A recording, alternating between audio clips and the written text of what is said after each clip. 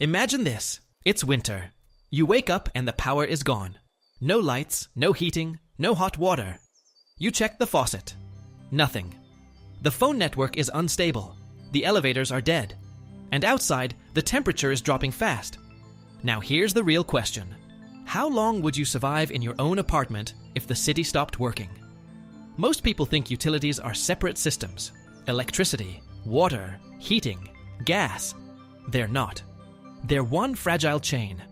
Break electricity, and pumps stop. Pumps stop. Water disappears. Boilers shut down.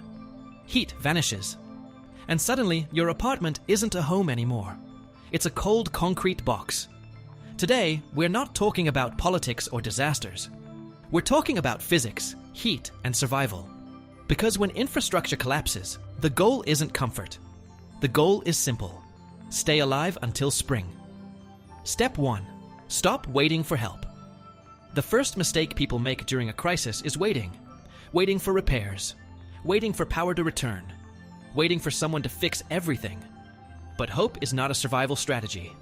Modern concrete buildings lose heat shockingly fast. Within hours, the walls absorb the cold, and the temperature inside starts dropping. And once indoor temperatures fall below 15 degrees Celsius, 59 degrees Fahrenheit for long periods, your body begins to struggle. So the first rule is simple. Prepare for the worst case scenario. No electricity, no heating, no running water. Only after you accept that reality can you start making smart decisions. Step 2. Forget the apartment. Save one room. Many people try to heat their entire apartment. That's impossible. Instead, use what survivalists call the thermos strategy. Pick one room. That room becomes your entire world. The rest of the apartment, it's basically outside now. Your goal is to create a small living module, ideally around 20 square meters. Everyone stays there. Family members' pets, no separate bedrooms, no privacy. Why? Because human density equals heat. Now seal the room. Cover doors with blankets, tape gaps, block drafts. Hang thick fabric over windows. The smaller the air volume, the easier it is to warm. You're turning that room into a giant thermos. Step 3. Your clothes are now your heating system. When the apartment gets cold, clothing becomes your second skin. If you can, get a sleeping bag rated for 0 degrees Celsius comfort. And pay attention to the word comfort, not extreme. Manufacturers often advertise extreme survival temperatures that are misleading. But if you don't have gear, older solutions still work incredibly well. A thick traditional cotton quilt can outperform expensive tactical gear. It's heavy, dense, and traps heat extremely well. Now follow 3 sleeping rules. Sleep in layers. Wear thermal underwear. And keep yourself off the floor. Cold air sinks. Floors become ice traps. Use anything. A mattress, a couch, stacked blankets, even cardboard. And don't forget one critical detail. Your head loses massive amounts of heat. So yes, sleep in a hat. Step 4. The Russian doll. Trick. But what happens when the temperature inside the apartment drops to 0? Then you use the layered shelter method. Think of it like Russian nesting dolls. Put a tent inside the room. It sounds ridiculous. A tent inside an apartment. But it works. A tent traps the heat from your breath and body, creating a small microclimate. Because the air volume inside is tiny, your body warms it quickly. Then add another layer. Cover the tent with blankets. That extra insulation can raise the temperature inside by several degrees. And in freezing conditions, those degrees can mean the difference between sleeping and shivering all night. Step 5.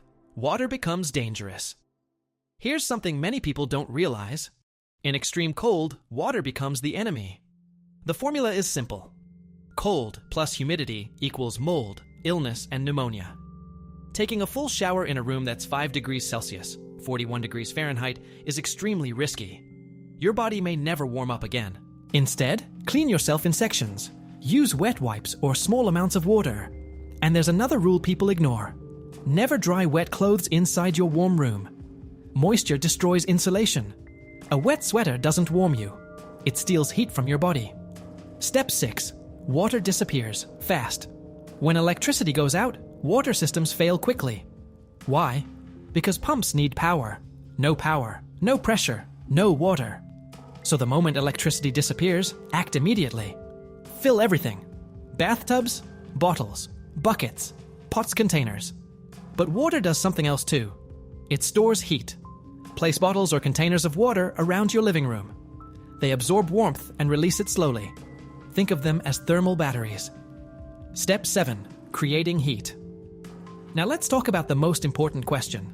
How do you actually produce heat? There are 2 scenarios. Scenario 1. Gas still works. If you still have gas, the kitchen becomes the center of survival. One method is using the oven. Heat it up, then keep it on low with the door slightly open. But there's a deadly danger. Gas consumes oxygen. Without ventilation, people can fall asleep and never wake up. So ventilation is mandatory. Always leave some airflow. Cold air is safer than suffocation. Now here's a useful trick. Instead of heating only the air, heat objects. Place a brick or a piece of metal on the burner. Once hot, it radiates heat into the room like a small heater. Also place a pot of water on the stove. It releases warmth slowly and prevents the air from becoming painfully dry. Scenario 2. No gas, no electricity. This is the worst case scenario. Now you're back to 19th century technology. You need a wood stove. It can be a factory model or even a simple improvised metal stove. But the rule is absolute. Fire stays inside. Smoke goes outside. You'll need a chimney through a window. Many survival setups replace the glass with plywood or metal and cut a hole for a pipe. But remember, a stove pulls air like a vacuum. If fresh air can't enter the room, smoke will flow back inside. Step 8. Fire can kill faster than cold. Using fire indoors is extremely dangerous. Many apartment materials burn quickly. Wallpaper, laminate, flooring, linoleum. So follow strict rules. Place the stove on. Bricks, a metal sheet. Protect nearby walls with fireproof barriers. Keep at least 1 meter from furniture and never leave a fire unattended. Step 9. Fuel in an emergency. The best fuels are obvious. Firewood, coal pellets. But if supplies run out, people burn whatever they can find. Old furniture, broken doors, scrap wood. Chipboard burns poorly, but still produces heat.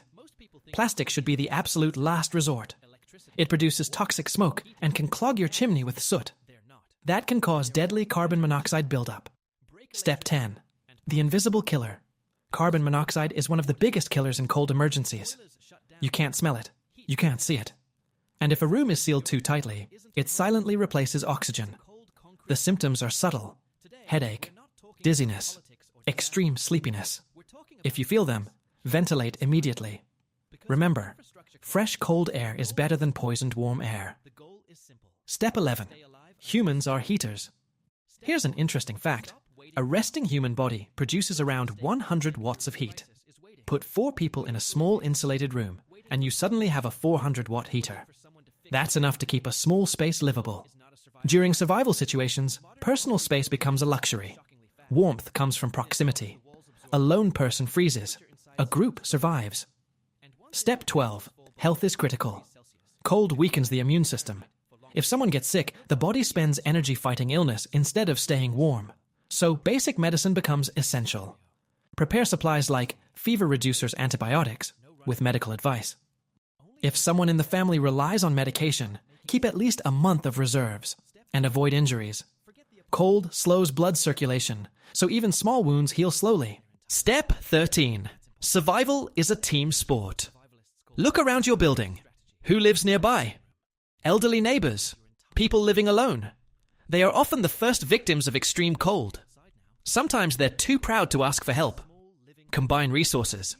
1 warm room shared by 2 families is better than 2 frozen apartments. Bring vulnerable relatives into your warm space. You save their life and gain another source of body heat. Step 14. The mental battle cold attacks the mind too. People become apathetic. They stop trying. They stop moving. And that's when hypothermia becomes deadly. So keep routines. Eat regularly. Wash when possible. Move your body. Even light exercise helps maintain heat and morale. Fear is normal, but paralysis is dangerous. Action keeps you alive. Final message.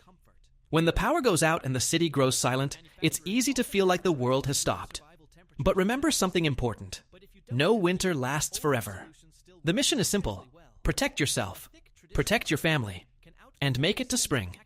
Stay warm, stay alert, stay human. If you found this guide useful, make sure to subscribe to the channel.